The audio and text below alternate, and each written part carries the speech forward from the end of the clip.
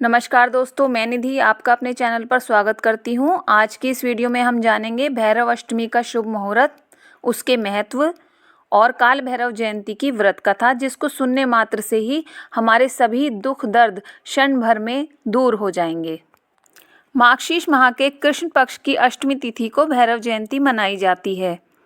कहा जाता है कि इस दिन भगवान शिव के रुद्र स्वरूप काल भैरव का जन्म हुआ था। इसी कारण इसे काल भैरव जयंती के रूप में मनाया जाता है। काल भैरव जयंती साल में एक बार आती है, तो उनका आशीर्वाद पाने के लिए हम कुछ ऐसे खाने की वस्तुएं हैं जिनको हम बनाकर भोग लगाएं तो उनका आशीर्वाद हमें ज़रूर मिलेगा। जैसे सूजी का हलवा, मीठा रोट, दूध, इमरती और काले चने। इन चीज़ों में से आपके लिए जो भी पॉसिबल हो सके आप उन चीज़ों का भोग लगा सकते हैं। इस दिन काल भैरव बाबा की विधि पूर्वक पूजा के साथ साथ कुछ भक्त व्रत भी रखते हैं। माना जाता है कि काल भैरव बाबा की विधि पूर्वक पूजा करने से रोग, दोष, भय से मुक्ति मिल जाती है।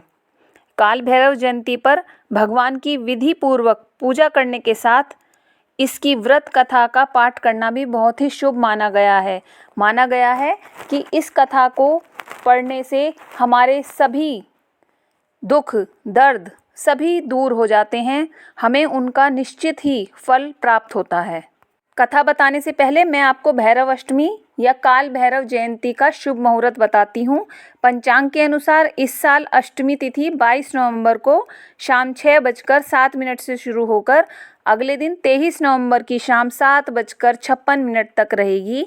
भैरव देव की पूजा हमेशा निशा काल में होती है, इसलिए भैरव अष्टमी 22 नवंबर को मनाई जाएगी।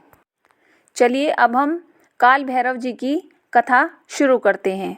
एक प्रचलित कथा के अनुसार ये कहा जाता है कि भगवान शंकर ने इसी अष्टमी के दिन ब्रह्मा के अहंकार को नष्ट किया था। उनके ही रक्त से भैरवनाथ का जन्म माना जाता है, इसलिए इस दिन को भैरव अष्टमी व्रत के रूप में मनाया जाता है।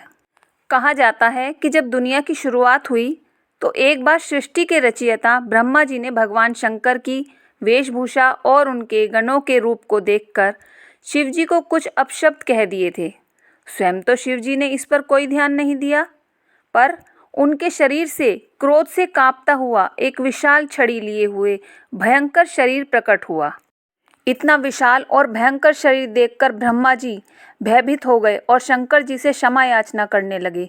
शंकर जी के बीच में होने के कारण ही वह शरीर शांत हो सका। रुद्र से उत्पन्न इस शरीर को ही महाभैरव का नाम मिला। बाद में शिवजी ने उन्हें अपनी पूरी काशी का महापौर नियुक्त कर दिया। कहते हैं कि भैरव जी की पत्नी देवी पार्वती का ही अवतार है, जिनका नाम भैरवी है।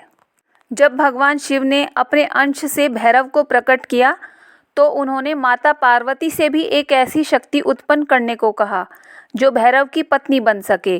तब माता पार्वती ने अपने अंश से देवी भैरवी को प्रकट किया, जो शिव के अवतार भैरव की पत्नी है। भैरवनाथ की पूजा निशा के समय की जाती है, यानी कि रात के समय की जाती है। भैरव अष्टमी काल की याद दिलाता है, इसलिए कई लोग मृत्यु के भय से मुक्ति पाने के लिए भी भैरवनाथ जी की पूजा उपासना करते हैं। आशा करती हूँ कि आपको मेरे द्वारा दी गई ये जानकारी अच्छी लगी होगी। अगर आपको मेरी ये वीडियो पसंद आई तो प्लीज़ मेरे चैनल को सब्सक्राइब कीजिए, लाइक कीजिए और शेयर कीजिए। Thank you.